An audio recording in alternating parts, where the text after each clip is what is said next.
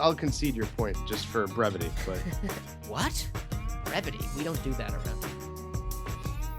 It's probably No. citrus, or what is a Capital One Bowl? It used to be Citrus Bowl, right? oh Yeah, my Capital God, One. dude, where have you been? I just like the real name. It hasn't been the Citrus Bowl since like what 2002?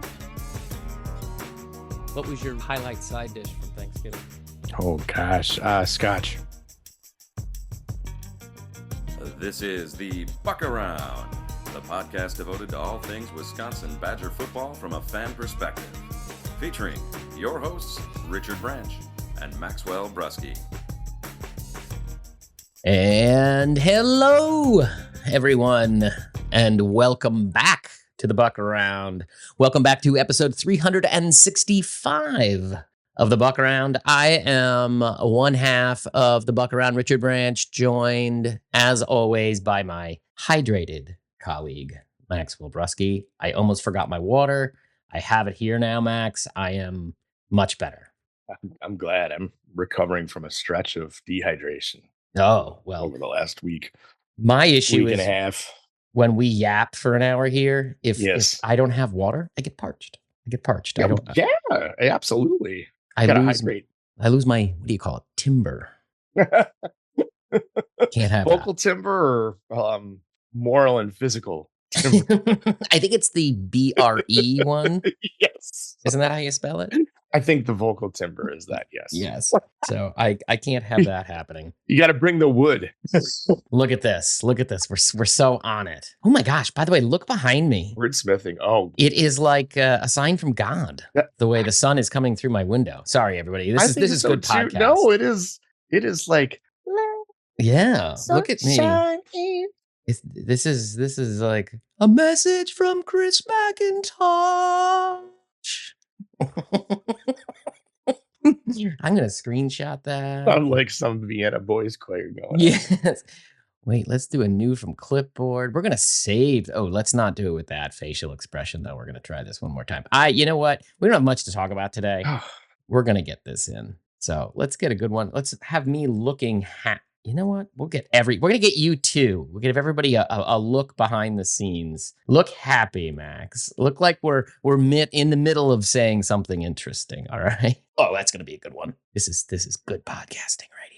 New from clipboard. Oh, that's a winner. That's a winner. Isn't that All right. great? You thought my screen was frozen there for a minute, didn't Max, you are a handsome devil. Has anyone told you that? No. you? I No. hear it from time to time. Usually from my mom, but Yeah, that doesn't count. You could be Nosferatu and your mother would be like, "You're such a good-looking boy." as long as I get it from my wife every now Yeah, and then, I'm good. Well, That's the one that counts. all right. So enough of our yibber yabber. Oh, yibber yabber's good. I mean, I said, when we started, it's a dark time, but I keep calling it a trough. It's a trough. Okay. Yeah, it's a trough. Well, there is some light in the. Look at that. The light faded right after I took. It sure the did. screenshot. Yeah, it was perfect. It was just in time. Wow. That's how it works. It's like now it crested and now it's going to go back into a trough. Now it's time to talk about this football game. Yes. Well, yeah. So there is some light out there. Do want to give one shout out and a thank you to new patron Travis in St. Louis, who signed up. Longtime haiku, first time patron. So shout out Travis. Thank you. And friend I of know the why he did. show. Yeah. Well, I mean, what has it been? 2015, 2014? Long time. He's a very Long high time. maintenance friend of the show, just for That's the true. record. That's true. Because he's always like, where do I email the show? And it's like, Travis, like every other human being can figure this out. You just go and there's a website and there's a link. And then he's like, it bounced. It didn't work. It's like, well, no, you sent it to our old domain that we haven't had for 6 years, Travis. And he's like, oh, I just typed it in. Blah, blah, blah, blah. So yeah, he's high maintenance. So it's about time. It could be the like the old one of those David Helen Greer ones on Living Color. He goes, well, I'll write a haiku about it. Yes, exactly. I just said yes, exactly. I have no idea what you're referencing and I don't want to know. But Oh, that's funny. thank you, Travis. Welcome aboard. And yeah, I guess we could pretty much just get right to the talk around, which we think could so. sum up more or less just with Steve's cold open, because that's how I feel, which is why I didn't mind talking about the sun that's come back, And it's back. Max. looks. It's trying to bad. move my hand to cup it. Look at that. Oh, look at me. You need to I could screenshot do like that. the David It's like thing. Apollo, yeah. Yeah. And so, yeah, there's not a lot to say about this game. I appreciate those who did call in, put in the effort. It's dark times. And sorry for those who missed the cutoffs. I mean, you know what? Here's how you know it's dark times. John in DC left a voicemail after I had cut up the talk around. He wasn't even angry in it. Like, there was no yelling, really. I think he only cursed twice. Like, I think much of Wisconsin's fan base is past the anger stage and into the apathy stage. yeah, so let's do this. Let's get to our talk around. We'll talk about the game very quickly. Like this, we may set a record on this one. And then we should just talk about, what little changes we've had in the last one. You got it. All Make right, sense? callers, take it away. Just calling to say hi, because what else is there to say at this point that hasn't already been said? Ryan from Seattle. West LA Nate. Lucas calling from Nashville. John in San Francisco. Hey, this is Paul from Nashville. Steve from Portland. Anyone who attempted to downplay Fickle's decision to just run out the clock going into time, Wisconsin is basically acknowledging that they are the worst team and they have no chance of winning this game. And sure, they're probably right, but if that's the case, why even bother? I don't get the Hunter Simmons thing. Clearly does not give you really anything. I have never seen more Ohio State fans taking over selling that as the camera.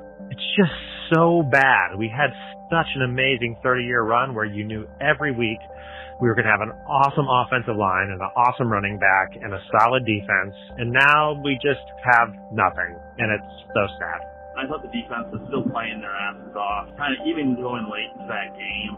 In our section, there have been 2 separate people for whom chest compressions have had to have been administered. It's very indicative of how this game is going. Wisconsin.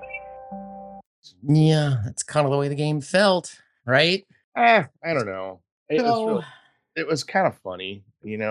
It was a 2:30 game, so I'd already. What did I wind up watching? I was flipping back and forth with Michigan, and what was the other one? I don't even remember now. Oh, that's terrible. Was that the LSU? Yeah, the LSU Vandy. That's what it was. Vandy, yeah. Yeah, I had a good friend who was there, LSU guy, who Rich, you'd appreciate it. He flew in with a friend on the friend's plane. To Madison or to the No, LSU? like I said, he's an LSU guy. Yeah. Just the way you said it, I wasn't sure where he went. He flew in from Pensacola, where he Okay. lives now in Nashville. Like I said, you'd appreciate it. I guess, yeah. Good for them. Yeah. But they didn't have a very pleasant day either.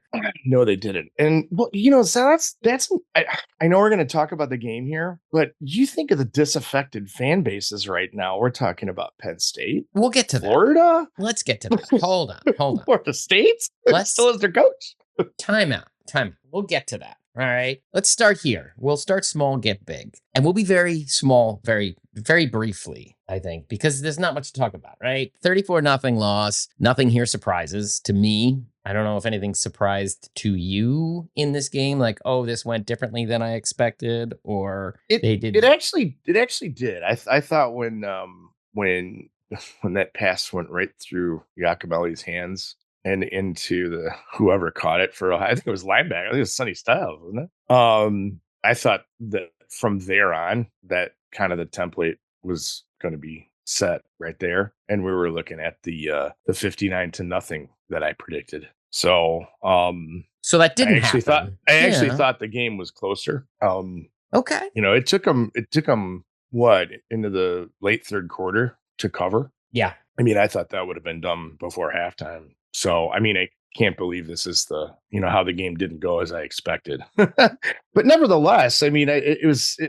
the broadcast was interesting too, because I know, at the end of the game, I think Danielson said something about Wisconsin fans should appreciate what their defense did today. I'm like, are you serious? I even tweeted F off, Gary. Like, thanks. Like, now we're in the pet category. I disagree with you a little bit, actually. I don't know. It's fine. It's 400 yards passing, man. Come on. I I will tell you where I came out. Like, what the first thing that jumped out at me about this game was I felt the defense actually did about as well as could be expected. Like, I for me, wholeheartedly agree with that. Yeah.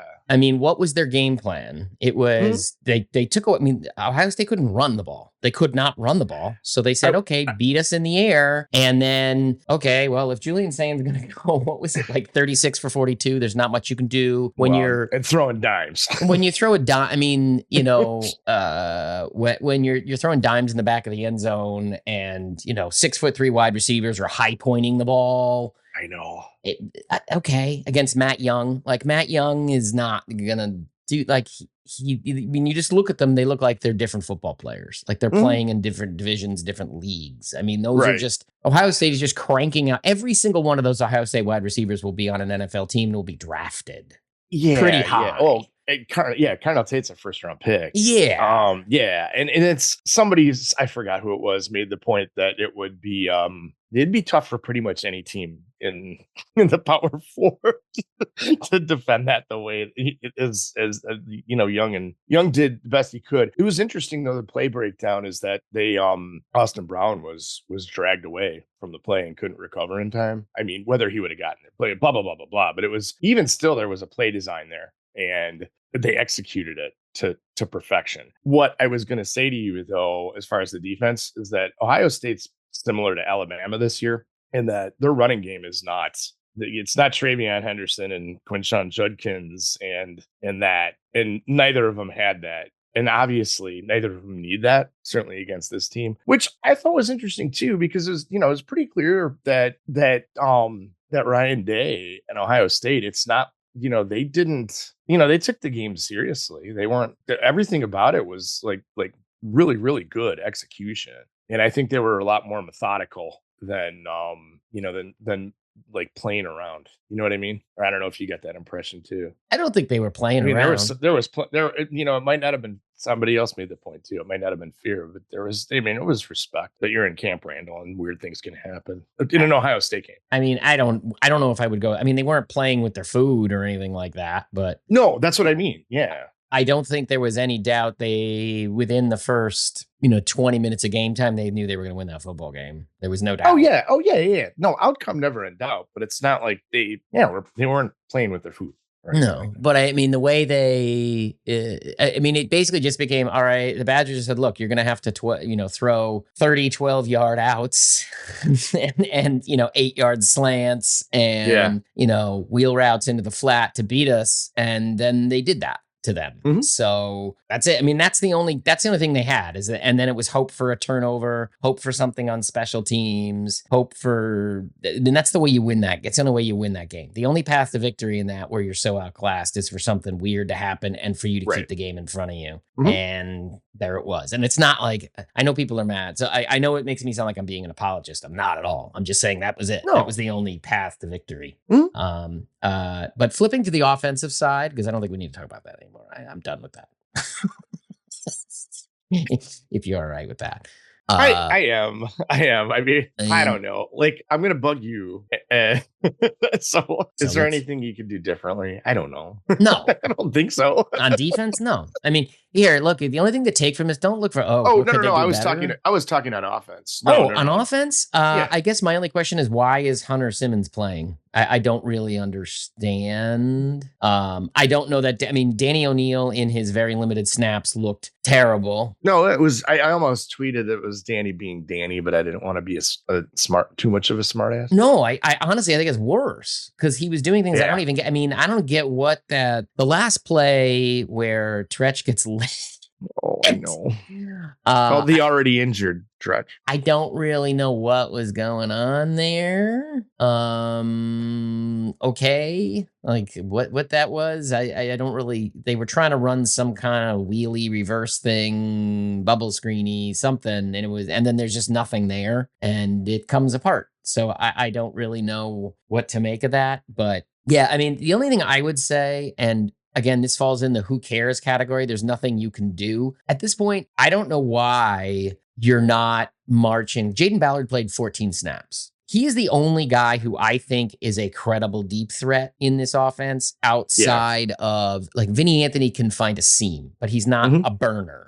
You know, I don't know why he's not playing more snaps. Like, I mean, I think he did. He played 14 snaps in this one, played fewer snaps than Eugene Hilton. I mean, I guess that's maybe, hey, sign of the future, but I think that's more just Tretch being hurt, as, you know, people point out, because Tretch only played, what did he play? 22 snaps. But Tretch isn't going to get over top of a defense. Tretch is gonna, you know, slash and cut. Well, even if Tretch did, he'd be hard to find back there. Yeah, that's what I mean. Like, he's just not built for that. So I guess like play Jaden Ballard, but then again, they took Jaden Ballard off the gunner role. So yeah, they did, didn't they? Yeah, because I guess he was returning punts, so I guess they were trying to get him, I don't know, trying to get him some snaps, you know, somewhere where he could make a difference. Like maybe they think he can break one. So there's that, but there's nothing. There's not nothing anything you're gonna do. My comment was, I'm really starting to wonder about this Grimes character. I am more interested, honestly. I don't really get the quarterback use, only in terms of you had, 2 weeks ago when Fickle said, we probably should have looked into pulling Hunter Simmons earlier. And then he talked about a competition in the weeks, and they keep coming back to Hunter Simmons. And it's like, Danny O'Neal is objectively a worse quarterback than he was last year right now. And I don't understand it. Like, I don't know how that happens, what's going on. If he was just, that offense used him just the right way last year, and this year they're not. Whatever you want to call it, that's fine with me. He does have a little bit of deer in the headlights, but I think it's just because he feels like he's running for his life all the time. And some guys just can't handle that. And that may be what his issue is, because he feels like, to me on paper, I don't understand why the FCS backup is your starting quarterback. And I know people will point to Fickle talking this week about, well, Carter Smith gets a chance today being Tuesday, but it was when he was asked specifically about Carter Smith. So I don't know how much credence I put in that. We'll see. I don't have an answer. I still feel like if Carter Smith if they felt like he was going to make a difference, that he would have played already. I feel like. I mean, the only thing with that, though, is like you're seeing freshmen playing more, right? Like Mason Posa is playing more. Yeah. Like if you chart snaps for those guys, they're all going up, whether it's Catalano, Posa. I mean, he's not a true freshman, but Emilio Agard, Skanes is playing. So you're starting to see, as the season progresses, those guys, as they're learning things, they're playing and they're adjusting. They said themselves, like, we're simplifying things so those guys can play more, straight up, because they know they got to play those guys. Oh, they hadn't simplified them before. Well, I think it's like, as they're coming up, let's bring things down so that there's the lines cross. I'm being sarcastic. Yeah. But yeah. So they're doing that, whatever. So maybe that means Carter Smith starts to play. I don't know. I don't know that is necessarily, I don't know if you want him playing on the road in Eugene, but sure, YOLO. I think he's more like if he's an option, he's an after the bye week option. I'd have to think so too. And like, I know Fickle said something about not caring about red shirts, but like at this point, why would you throw him in potentially like one more game? Like after the bye, he can play as much as he wants and still keep the red shirt, right? I think so. I don't have the schedule for him, but that sounds right. But who cares? Like, I don't think you care about the red shirt with a quarterback anyways. If he's that good that he can play. And that goes to what I was saying. Like, if he was ready, if they thought he could help them and was ready to do that, he would have done that already. I mean, if they were really worried about red shirts, Danny O'Neal wouldn't be playing 2 snaps last week to play game 5. I mean, it was that's true. Oh, that's true too. That's kind of weird, because he has a red shirt. He does, right? And now he's played, whatever. I mean, granted, these were injury snaps, but before the injury, I think he played 2 snaps there. So that's not an issue for them. Is it like the only position or the only position group that they can get right in terms of like management is linebackers? I mean, no, because it's the same conversation that we had with the offensive line. It's like, what are they? They seem to be doing the okay management of the position is just so weird. They seem to be doing okay at corner, I would argue. Like, it looks like you got 2 young guys, right? So it looks like they're sort of straightening that out. I mean, and if they still had Lucas, you'd be like, okay, they've got something laddered there. right? Yeah, for sure. For sure. Maybe we wouldn't know as much about Scanes just because he wouldn't be getting snaps, but the idea holds, right? I agree. But yeah, quarterback, they're just going to keep renting bodies for the time being, unless Carter Smith can figure it out. But even if Carter Smith figures it out next year, you're still renting a body as a backup, because if he's the guy, Danny O'Neill's gone. If there's not a reasonable competition next year that involves Danny O'Neill, there's no reason for him to stay. He shouldn't. Oh, no it's doubt. not in Yeah. his interest to stay unless he's No. like, I want to be a coach. My goodness, it's getting brighter on my Zoom. I I'm know. moving over There you here. go. Oh, Yeah. clanging against garbage cans. The sun is getting more intense. You know what? I'm angering the fickle roster management gods. They're coming for me. But so yeah, He would have whatever. had a slaughter for how much words have been dedicated to Yep, by them. now. Not just by us. I mean, A meteor would be coming through our window. yeah, exactly. So, only other thing from this game, which somehow we're 20 minutes in and we're still talking about this stupid football game, but you wanted to mention. I was going to say, were we though? I mean, we're talking about overall things, so I don't know. I think you're right. Yay for the Sean one thing West. I do want to say about the game, though, you got to talk about Sean West. I mean, that was so weird because you never even heard of him, and even on that first punt, I think it was I think it was Nate, because I looked away and he's like, "What happened to Atticus?" And I'm like, "What are you talking about? He didn't punt that?" Because I looked away. For the punt. And it's like, nobody ever talked about this guy. And I'm sorry, but that fake punt was the most exciting Badger play that I've seen in almost a year. Well, since the last Atticus one, the last fake punt. Yeah, well, since the last one. and to be Except at least the clear, last one I think was like kind of scripted or directed or something like that. But well, the one last year was, hey, if they drop, you run. Yeah. This one Yeah. was, the ball was dropped, now you run. I mean, it was kind of ridiculous. Whatever. The fact that was exciting. Was that the longest play from scrimmage? Yes, it was. Yes, it was. No, Yes, there was it a was 24-yard. There was a 24-yard pass to Lance Mason. It was the second longest play from scrimmage. Longest run. Yes. I don't know. It was exciting anyway. Wow, that's the state of affairs, though. I mean, I guess that was the most exciting thing that's happened this season. All right, so before we leave it, you're under the radar player of the game. Let's just get right to it. What did I have? Lance Mason. That poor really? guy. You're Why? like, okay, whatever. I'm done with Lance Mason because you just said his name. I don't have it okay. under the radar. I have two for you. Actually. Oh, good. You can use either one. You can pick one. Okay. Either I can adopt one as my own.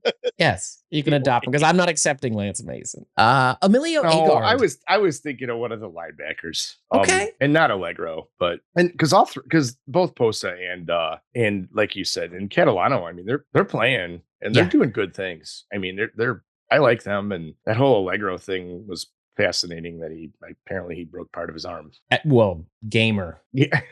Yeah. I mean, that's saying something. Yeah. Catalano played 36 snaps. He played half the snaps. I know. Yeah. Yeah. And Mason Posa played 24. I mean, he only played one less than Tackett Curtis. I think that's the bigger stuff. I think so too. Yeah. Curtis made a tackle towards the I think it was in the fourth quarter. And I'm like, holy crap, that was the first time I've seen number 4 all day. So anyway, it's interesting. He's pushing them, and Allegro is more or less an every down guy. But yeah, I just don't know if you even put those linebackers under the radar, because those are the only ones that I would have thought of legitimately. They're fair. No, so I had two guys. I had either Emilio Agard, but I feel like that's a little too on this because you're like, oh yeah, he's out there. He played pretty well again against NFL wide receivers. He did all right. But I have a different one. And Jeremiah Smith. It's not like he had like some big day. And what I was going to say is the guy that was on him a lot of the day has really been much maligned this season and last year. Had his best game in 2 years, and I don't care about the pick last week. That was just sort of an opportunistic thing. Ricardo Holman played really well. Yeah. Ricardo Holman played like the Ricardo Holman. You remember? You're like, oh yeah, like he's smaller, but he's very technical. He's very smart. He's very savvy. Like he looked like old school Ricardo Holman. And I agree. I thought so too. Yeah. I really give him a lot of credit. Like he brought it. He looked good in that game.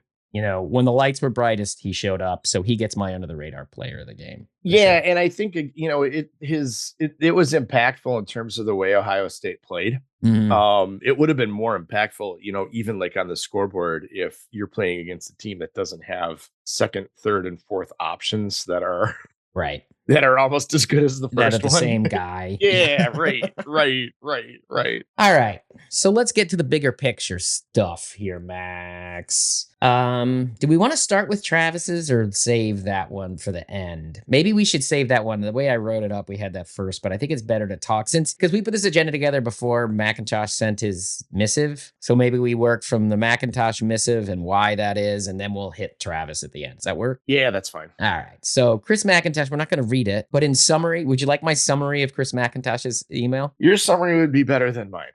It's 1, we're not firing Luke Fickell. Stop bothering me. Stop bothering me. Yes. Number 2, give us more money. Yeah. That was what that email was. That was what that message was. The rest of it is all fluff. And Yes, word salad. there's a lot of I was so glad to be out on the field and yada, yada, yada. Okay. Awkward. But yeah, Chris McIntosh is trying to thread a needle here, which we'll get to in a second. But I think that sums it up, right? Dedicating more resources to football. We won't see results immediately as fans, which I understand because there's half of the season left. I feel like I've said it before that it's just one of these things that's it's like the pregame, the commercials for the game that, on CBS. So CBS, right? Yeah, CBS. Mm-hmm. You have a commercial, it's to a 5-1 and a 6-0 team going head to head, and it's going to be so exciting. And it's this is completely tone deaf. It's just it's surreal. Yeah. Well, they got to shine the turd. They got to shine the turd. Yeah, but I get that, but it's so I don't know, and it's worse because you want to say, do you smell what you're standing in? And I know damn well they know what they're standing in, but it's well, we'll do it anyway. And it's just so tone deaf. And that's not the right word. It's inadequate. It's I don't want to say Orwellian, but I'm tempted to. Nothing to see here. Yeah, but you can't say that. I get that. I know that. Then don't say anything. I don't know. I think that's just frustration. I get your point. Yeah, it's just so odd. Yeah, I get the emotion, but what did I say? I said somebody else. They're talking it's 2016 or something. Okay. Well, I can't do anything about that, but I'm more interested I know. in what McIntosh is trying to do. And, because I've been thinking about, since we talked about it, 3 weeks ago, and it's the buyout isn't insurmountable. And I still don't think the buyout is insurmountable. But I think the reality is this is a decision, which is, do you go hat in hand to the dozen or so people who give you real money to pay a coach not to work? Or do you go hat in hand, to go to these dozen or so people and say, I need more money so they can have better players on this roster? And I guess the reality is you chose the latter, because if you choose the former, okay, you get him out of town, but then you're still left with a roster that's going to be talentless. Not talentless is a strong word, but you get my point. It's a very strong word. I think there's plenty of talent there. But yeah, we'll do an exercise maybe next week if we do a show next week. Okay. Yeah. Because I was thinking about this. But I think the reality is if you do the former, you're not going to get any better. It doesn't matter how good the coach is. Maybe you eke out a couple wins and you get yourself closer to a bowl, but that doesn't address the underlying issue. I think really what it is that email tells you, or that communication and what he's saying tells you that this isn't just a coach thing. They have more issues. This is a structural, they think that they are not competitive in the NIL landscape. If you combine that with the Wisconsin State Journal article last week where they're talking about NIL stuff. And McIntosh basically said, well, once that that clearinghouse gets set up, we're great. But, until then, it's a little tougher. Sure. And you're and if they're saying that, it means you're not in a good spot. So they're not competitive in the way they want to be. And it goes back to that whole thing of the dozen or so people who you have to change the minds of those people and get them on board with the idea of what you have to do. And they don't like that. They've never liked it. And it's I don't want to be involved in that kind of business. That's unbecoming. And it's well, and that's what I've always said. Then you have to decide if you want them to be good, because that's the reality. Right. Do you think a communication like that is going to change those people's minds, though? I think it lays the groundwork for, hey, we sent this message because of this. And I think maybe not even lays the groundwork, but it just keeps consistent with what are probably much more frank conversations in private than what they say publicly. Right. And it's, what do you think? And they may say, well, call me when you have a new coach. And they might say, okay, well, then I got to wait this buyout out and it's got to tick down because we can't do both. I think what he's basically saying is there's not both. an NIL investment and a buyout. Mm-hmm. They're just not going to do that. So that's going to be up to those people, how patient or what do they want to do? Because to your point, what you mentioned earlier with fan bases, Yeah. Wisconsin is now competing with Penn State, Florida, Arkansas, UCLA, Oklahoma State, now no longer FSU. Right. I mean, when we put together the agenda, I even said unlikely just because of the buyout. And then they put out their own statement about investing in the future, but possibly LSU, possibly Auburn, possibly Kentucky. I think it's a stretch to say Michigan State or North Carolina, but you never know with those. So agreed on both. Yeah. The idea that maybe you could sneak in like a discount guy, like you could get a cheaper, younger guy, becomes less and less tenable as each of those open up. Right. Yeah. So the path forward to a new coach is expensive. So you're basically double paying. So they can't, that's where they're at. And that's what that tells me. I mean, that's what that means. Mm-hmm. So it's just tricky because you have an unpopular athletic director trying to get more money for an unpopular football coach. And that's a heck of a needle to thread. Yeah, it's not a needle. It's a pound of rock. But Kenny, I don't know. No, I don't think so. I don't think so. And it's just it's so negative, and rightly so. I mean, this is ridiculous. I think the only thing you can hope for is, in that closing stretch with the Illinois and the Minnesotas and that they can play some young guys, squeeze out a win with some young players. Whether that's really what you need. You need to have a game where Carter Smith and Eugene Hilton and Mason Kosa and Cooper Calanano are showing you something, right? Like you're like, look, hey, there's a future here that we can build to, but there needs to be an investment because honestly, the one good thing you can argue with the NIL stuff is, do you want to see immediate results? You can see them in January. I mean, you could argue that, like, if we have a pool, we can go get bodies, they can say. Right. So that's his only path forward. There's plenty of things in the way. To your point, it is a bit of a brick wall. I think most of it is going to be, why am I giving money, to the Titanic Corporation? Well, and that's the thing, though. I mean, it's the people that are going to do donations on a small basis, or I'd be on the the very, very, very, very, very low end, and it's only in the context of tickets, right? But there's the kind of the next couple tiers above that, and those people, I think, they're checked out until they see a quote better product on the field. That to me is damaging because it's a lot of people. But that's not going to be difference making. The difference making are the ones. Well, I get that. It's right. Yeah, it's the big fish that are gonna. Yeah, no, I totally agree. It's just it's a lot of sentiment. That's against them right now. Yeah, but sentiment isn't dollars. What it really comes down to is if they get dollars from the 10, 15, 20 people who matter, and it's a real pot, that sentiment comes back because they get better players. I mean, that's no doubt. Straight up it. As long as you start winning games. That's it. We're going to come back. Yeah, I mean, that's the only thing you can do. Like, I think trying to, make a play for $20 a month NIL donations is not where it's at. You need to get or even $100 a month. I mean, that doesn't do anything. You need the big fish. You need, a dozen big fish who say sure and they go all in type of thing, because that's all you got. But again, is it a hard sell? Absolutely. And I don't mean this in a bad way, but like, you and I don't matter. Those people don't matter. Yeah. Of course that's not going to make it or break it. And it doesn't mean anything. And I wasn't taken away from that at all either. I fully agree with you. It's just that so much of that, the basic, the numbers, the large numbers of the fan base, and the ones that are the most numerous and that have the most energy and that make the stadium what it is on game days and have interest in the program, those people are not satisfied.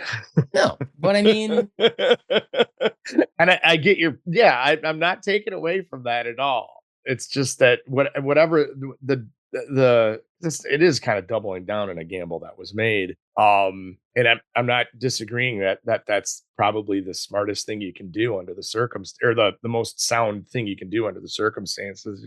It comes off so bad. to the vast majority. Well, I don't know what else you do. It's what makes the landscape. So Yeah. what else do you do? I guess is like my I said, question. it's the most sound thing you can do. Yeah. Unless you want to get rid of everybody now. Okay, but And there's a lot of again- downsides to that. Yeah, no. I know. Yeah. I'm not disagreeing with you. because I don't know what else you do. It doesn't mean any of the impediments to it aren't there. It's just I don't know what else you Mhm. do. Sure, You're but- making the best. They're trying to make the best of it. Yeah, Yeah. you know? So I guess that's one of those things too. It seems to me like that's exactly what they are trying to do, whether you agree with it or not. But they are trying to make the best of it, make the best of a really bad situation. I mean, Chris McIntosh is just trying to keep his job, is Mhm. what he's doing. I'm not Well, he saying still has the job, so yes, but I mean, he is on a trajectory to not have a job because he's Right. a lot easier to buy out than Fickle. We'll on see. the I mean, Fickle, like, on the Fickle buyout, I would imagine he is bound to. He is that contract and that buyout Yeah. is contingent on him looking for another job and getting another job, and there's offset. yeah, we right? talked about that. Yeah, We did. Okay. All right. I didn't. yeah. For some reason, I didn't remember that. I just thought there was because we talked about it in the context I thought of. But no, because we haven't talked since James Franklin got fired, and that's a big, it's a component of his It's buyout. a big component, but for Yeah. everyone, but I But- think but- Napier. Yeah, I was going to say Sunbelt Billy did not have that. No. Yeah, which is really weird to me. I hope he's getting his agent a really nice fruitcake for Christmas because he Ooh, I hope deserves so. it. I think 2 of them. He also gets paid out 30 days, half of his buyout. I He's in 30 know. days. It's amazing. Yeah, It's crazy. amazing. Good for you, Billy. More power to you. Good for his agent. Yeah, seriously. Good for, Yeah. all of Anyway, them. But yeah. so, all right, enough on that. Mhm. Let's talk Travis and St. Louis's email. Edited for clarity, Travis. You were all over the place. Well, wasn't it a haiku? It was not a haiku. Yeah, that's what it is. He needs to stay in the haiku Yeah, it's format. got to It stay keeps him exactly. on Yeah. point. And Travis sent us this. I can't help but think this is a cautionary tale on how Wisconsin is devolving into Nebraska. Nebraska fired 3 coaches after Osborne: Frank Solich, Bill Callahan, and Bo Pelini. Solich won 58 games as a head coach after 6 seasons, although was quote-unquote trending down. Should he have been fired? I don't know. But he finished with a greater than 60% win percentage in his overall career, including Ohio University. Callahan went 27-22 and was fired for not winning enough and was controversial because he brought in the West Coast offense to Nebraska. Pelini went 67-27 and was fired because he wasn't winning championships or winning enough. His last season, he went 9-3. Yes, he was an ass, but you are what your record says you are. After Pelini, Nebraska was a train wreck for 10 years. Wisconsin fired Christ for having 1.5 bad seasons and was trending down. Kirk Ferentz has had some bad seasons with Iowa, but Iowa held the course and, like it or not, had been a successful program for 25 years. Scott Frost was a hot hire on paper for Nebraska and ended up a head-scratcher. Fickle was a hot hire on paper, and his tenure has been a disaster. Fair and unfair. I don't know what he meant by that, but not important. But at the end of the day... Fair or unfair? Oh, that's what he meant, yeah. At the end of the day, you are what your record says you are.Maybe Wisconsin will get Matt Campbell or the guy from Kansas State, or Max's favorite, James Franklin. Do you buy the Nebraska comparison? Maybe. I don't know. I think some of that has to do with the context of when they, the timeline and Nebraska's recruiting status and advantages as time's gone on. I a lot of ink has been spilled on, Nebraska is in such a different position than they were in the 70s, 80s, and 90s as far as the kind of players they can bring in there. And not only that, I mean, I think if you talk to most Husker fans, which are as rabid as Wisconsin fans are, I don't know that they all look back and regret. They might look back with it, but at the time, I mean, they were happy to get rid of Solis, especially Callahan, and even Pelini. You know what I mean? They were ready to jettison those people. And I know for Wisconsin, when they let go of Christ, I mean, I felt like it was time, right? Or fair or unfair. Mm-hmm. But I felt like that. And I don't know. I don't think Wisconsin has the disadvantages that Nebraska has as far as where it sits in recruiting right now. And whether it's spending money, right? And I think we both agree that there's money there for Wisconsin. They haven't been able to corral it. Yeah, I mean, my whole thing with the Nebraska thing is I think that whole journalists love narratives. because they are journalists. Mhm. Right? They like to write words. Narratives are a collection of words. And I think the whole Nebraska, really screwed up when they fired Frank Solich is overplayed because it's just overcomplicating a very simple story. They had 2 generational football coaches in a row. That's the unique thing about Nebraska. They had 2, Right. I mean, between Callahan and Osborne, they had 2 of the best college football coaches you have ever seen. But Devaney, I mean. they did. Sorry, Devaney. Yes, thank you, not Yeah. Callahan. Devaney.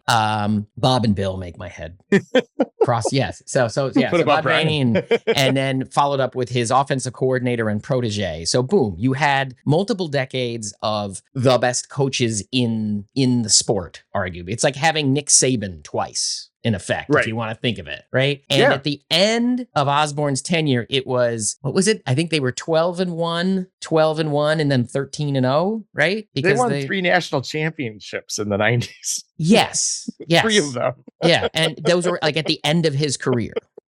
Right. His last game as a coach was winning a national title. Mhm. And they handed handed it to Solich. And the first year he almost won. He got really close. And They then did, yes. they started to regress to the mean. Now, here's the thing. You argue about look at what Frank Solich did in his career. Do you know how many MAC titles he won at Ohio? Did he win 1? I'm not even 0. sure he won 1. Yeah, I was gonna say because I can think of all those MAC years, and I'm not even sure of how many MAC championship games he got to. He won a division like a bunch. I don't know. Are you sure? Like I don't 4 know. times, I want to say. Okay, all right. Well, Like, right. but I mean, you're talking 4 times over, 12 years. So it wasn't like it was every year. Very steady coach. Don't get me wrong. Very steady and functional coach, like a good coach, but he was like a 9-3 coach, not a national title coach, right? Bill Callahan, you can say he was 27-22, but you're kind of burying the lead. He didn't make a bowl his last year, and it was the wheels were starting to come off. Well, and it was similar to the Pelini thing where they had teams like Colorado dropping 60, 70. Yeah. And the Pelini thing, the issue with Pelini was he was not very likable, obviously, but also, you had teams just blowing him out, including Wisconsin. Yeah. And it just was a bad look. And he didn't do himself any favors, right? It's kind of like, if you want to make a comparison, Chris McIntosh has done a bad, like his big issue is he hired a bad football coach, but he's getting buried on 1,000 little cuts that are self-inflicted. Like, should the bricks thing be as big a deal as it is? Really, no. But it just came off stupidly. Was the track thing dumb? Yes. But it should it be as big a story as it is? No. Like, all these things are hanging over him. Yep. And there's a lot of self-inflicted L's. Pelini had self-inflicted L's. That's why they say you can't spell Pelini without 4 L's or whatever. Remember that one? Yep. But so I feel like it oversimplifies things. I really do. Like, I think to be like Nebraska got away from being Nebraska. No, it's just, I think as you've gotten some distance, you start to realize, oh no, it's just the two of the, whatever you want to say, 5 or 10 greatest coaches of all time coached at the same school and coached one right after another. Like, that's the story there. Like, and I think that's the simplicity of it. And it's the reality of after that is you just play the percentages on the hires. And then they're not, now that they're not getting elite generational coaches, half of them are misses. Like, everybody misses on a coach. And Wisconsin has done a very good job of, since Alvarez, not missing on a coach. And they've missed on a coach for the first time. Now, do the averages come into play and they're going to miss 2 or 3 times? And then they hit on the 4th one. And then you're like, well, look, they made the same mistake as Nebraska. It's like, well, maybe, or it's just regressing to the mean. I hate to say it. Well, and it does happen too. Look at Alabama. I mean, Alabama was in the wilderness for after Stallings and until they got Saban. Yeah. I mean, they were in the wilderness. LSU. I mean, all the and Wisconsin even too. Milt Brune. The '63 Rose Bowl and all that. Like, they were during his tenure. I think they were, I don't know, something like 70-50 or 70-45. And they didn't win any natties. They would have won the national championship had they completed that comeback in the Rose Bowl. But look what they did after that. I mean, they couldn't get a higher rate until, Dave McClain and and then Dave after McClain that passed away. Yeah. But then you're right. It's playing the percentages too. It really is. I mean, it's the the Bud Wilkinsons and the Bob Devaney's, and like it's just they're not. It's elite. I mean, it is. It really is. We talked about this a while back. What I always said too. If you had a guy like Clemson, I always went back to Clemson, and if they would have kept Clemsoning and kept having the wrong guy, and getting close, with the Terry Bowden. And I can't remember who the coach was. It was at 80 when they won the national championship. I can't remember. But if it wasn't Dabo, they'd be still on the same thing. And it's 100%. one guy. You get a generational coach. Yeah. And Clemson doesn't, other than being in the South, I mean, they don't have any more advantages than Wisconsin does. I've made that argument for a long time. And now look at where they are now, where Dabo's kind of lost his touch. Because if you remember, he's been on kind of a hot seat as well. Mm-hmm. All right. And I think his seat might be as hot as anybody's in the ACC. You think? There are 4 losses now. I don't know. I mean, and it's, maybe, this or that. It's details. Fine. But if they were to get rid of him, who are they going to get? And what's going to happen? They could be in the wilderness for the next decade too. Agreed. Yeah. So I can see that. I can see the comparisons. Because the other thing with Nebraska too, where it's a little bit of apples and oranges, is it's 3 national championships in the 90s. Yeah. And I think Osborne, did he have 1 or 2 in the 80s? I think he had 1. I know he had 1, but you're talking about like the highest level too. Correct. I mean, that's not Barry Alvarez went to 3 Rose Bowls and won the 3 of them. So there's a couple Big Ten titles there. And in 99, or in 93, had Michigan not been a tie and had they not lost to Minnesota, would those been national championships? Maybe. But it's still Nebraska was like Alabama for 30 years. It's funny. I think what you said is honestly a better comparison. I feel like Clemson firing Dabo would feel more like Nebraska to me. Sure. Wisconsin's situation, because I totally forgot about Clemsoning. Like Clemsoning was a thing. It was an absolute thing. 12 years ago, and it's I totally forgot about it until you mentioned that last thing in I think it was Dabo's first year when Holgerson and West Virginia beat them in that bowl game, like 70 to 70 or something like that was the last of it. And that was, I think was that 09 or 2010, maybe 2011, somewhere in there. Was it that long ago? Yeah. Yes, 11 or 12, I want to say. Yeah. So I get the framing, Travis, but I think it's overcomplicating. For me, it's overcomplicating. Mm-hmm. It's like, you just got to hire the right coach, and programs sometimes don't do that. And if you have more infrastructure in place and structural advantages, you can soften the wrong hire more. It just raises your floor, right? Right. So, well, and I think in Wisconsin's case here too, they just the majority of people thought it was the right hire at the time. Yeah. I'm not going to say it was unanimous or universal or anything like that, because it absolutely was not. And if they hired the wrong guy. Yep. There's just no more than that. And it is kind of a bummer. I mean, to put it mildly, but I didn't expect this. I mean, it doesn't seem to be getting any better in terms of what is happening on the field and on-field results. So Max, let us pivot to not getting better. I think Chris McIntosh and the coaching carousel gave us some conversation this week. We are very much, I think it's fair to say, up in the air about what we would want to talk about next week. Mm-hmm. Circling all the way back to Steve's point at the beginning is what is there left to say? Right. So if we can figure out things to talk about, we'll do a show, right? Yeah. And to your point, you've had some time away from games and you had to rewatch them or whatever, you didn't watch them live, whatnot. Yeah, I have plans on Saturday night, thankfully. Oh, perfect. And I will be in Milwaukee watching the Rush Project in concert, which I think is fascinating. We're already excited about it anyway. And then, for the world of Rush, it's things have kind of changed over the last couple of weeks. So I'm excited about that. And then the other thing that I saw too is Oregon has some dumbass thing with the Grateful Dead. Yeah, I'm just like, that makes me physically ill. The Grateful Dead make you physically ill? Yeah.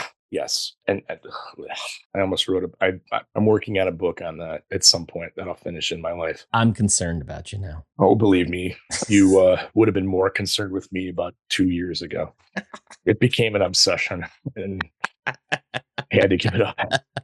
All right. So it's still in process, but I saw that and I'm just like, oh, thank God for the Rush Project. So you enjoy the Rush Project. Maybe we won't record next week. We'll figure it out. We don't have. I don't know if there's anything to talk about. Yes. Because what's funny too is then after that there's a bye. So then what are we going to talk about then? Yeah, because I do have something we could discuss in the bye. But okay, I think that honestly, I mean, just for my thought process, honestly, for like the last 3 weeks was probably any kind of coaching change was going to come after Oregon, so we'd have something for the bye. But I think the McIntosh thing more or less closes the door on that. I feel like you're right. So yeah, either way, in the next 2 weeks, we're going to have one show. This is a long discussion to say we'll have one show. Yeah, right. So wait, last item. Yeah. Do you think they will get shut out again? I don't know. I think it's funny that Fickle was asked, why didn't you kick a field goal at the end? And I will defend his answer because I actually think it's the right answer. Yeah, what did he say? He basically said, there's no right answer to this. Like, if I kick a field goal, I'm going to get knocked for that. Yeah. Like, I will say this, his press conferences are kind of fun to watch now because he kind of, like, he's got an attitude change. There's a little bit of zen and he's a little more just like he's kind of fun to just like insight into the mind of a head football coach. Sure.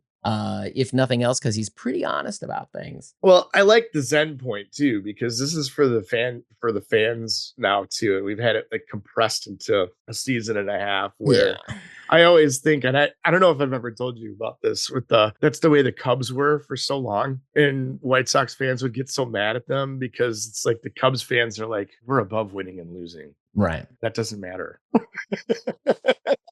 And it was like that for a long time. And now it's kind of like a lot, you come to that really quickly. And yeah, it's that attitude was different than after the Iowa game, for better or worse. Yeah. But all right. But it's a good point.